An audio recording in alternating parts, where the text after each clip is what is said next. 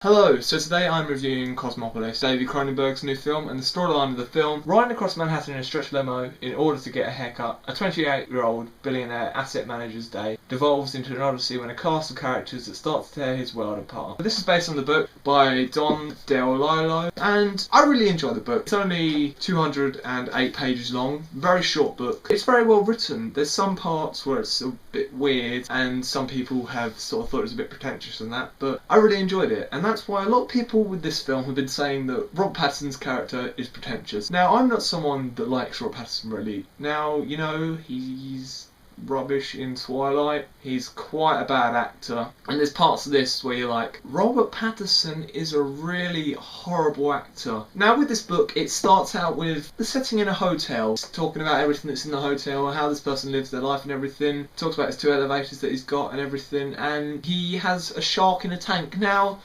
that's something I wanted to see in the film. I thought that'd be so cool to see in the film, like this guy's hotel room and everything, how he's got a shark in the tank and everything. But the film starts halfway through the book where they're talking about something completely different, and it just seems very out of place. Now, there's parts of this film fitted in some of the main parts of the book, but missed out so many things that I would have loved to see in the film. Now, there's a riot that happens in this, and in the book, the riot is the biggest part of the book. It is just explained so well, there's so much chaos, so much going on, and it's about half of the book almost, and it's just explained so well in the book, and it's in the film for 2 minutes, and I was like, oh, you've got something so cool that you could do with this. There's like people jumping, there's a guy that parachutes from a building, there's a guy on fire, and this strange rat model thing. Now you see the rat model thing, and that is really cool and looks really cool, but you see it for about 30 seconds, you never see it again. This is meant to be a rat sort of floating in the air, but there's people holding it with sticks. There's people that piss on the limo, but you never see it in the film. I'm just annoyed about the riot scene mostly, because they could have done something so cool with it because of how well it's written in the book, and they just missed it out completely. They just missed it out and just missed a brilliant opportunity there.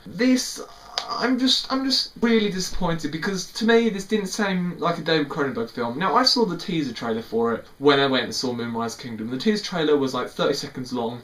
It just flashed stuff, showed this really cool thing, ended with Rob Pattinson shooting himself through the hand, and just showed all this cool stuff in the trailer, and it just flashed it on the screen, and I was like, that looks really cool. That looks like David Cronenberg is going back to his days of Videodrome, The Fly, The Bro, The Dead Zone, sort of the old horror sci-fis that he used to do. It looked like he was doing that sort of cool thing. But no, this feels like it's got elements of sort of how Videodrome was, how his other sort of sci-fi films have been, you know, Scanners and that sort of thing, but it doesn't seem like a David Cronenberg film. It's very disappointing. There's some very, very horrible acting in this. It's really bad in parts. I was expecting it to be quite good acting. Now, Robert Pattinson, there's parts where you're like, he really can't do a range. There's one part where he's meant to be really sad about something, and in the book you could tell that it was emotion, but he's sort of like, I didn't know this. When did this happen? And he's just like, oh, okay. Just doesn't show any emotion on his face, just keeps the same face, does his weird smirks every now and again that shouldn't really be in the scene. They could have picked someone so much better than Robert Pattinson. When I read the book, you know when you read a book and you imagine the character in your head? I imagine some guy with like black slick back hair, quite muscly, not having a weird jawline and just looking really weird. I imagine someone so much different than Rob Pattinson. They could have picked someone so much better for this, and the wife as well. They could have picked someone so much better for that. The film ended, and the person sat in front of me, it was 2 girls. One of the girls went, that was pointless. This was pointless. It was pointless to be made, and I'm really, really disappointed. I was looking forward to seeing this. I like the book. I really, really like the book. It is a brilliant book, and I suggest you read it. But if you like the book, I suggest you don't go and see this, because you'll be disappointed, and you'll be disappointed in David Cronenberg. It's done well in parts, it's cool and sort of futuristic, and it looks good and everything, but it's a mess. A big mess of a film, because they miss out so much in the book. Like, recently there's been some book adaptations where they just mess it up so much. This book adaptation was just horrible to watch. I didn't like it. It was very dull. It's well done, you know, in parts. David Cronenberg knows how to direct his films well, but I'm disappointed in him, and it just wasn't a very good book adaptation, and it could have been so much better, and they could have picked someone so much better than Robert Pattinson.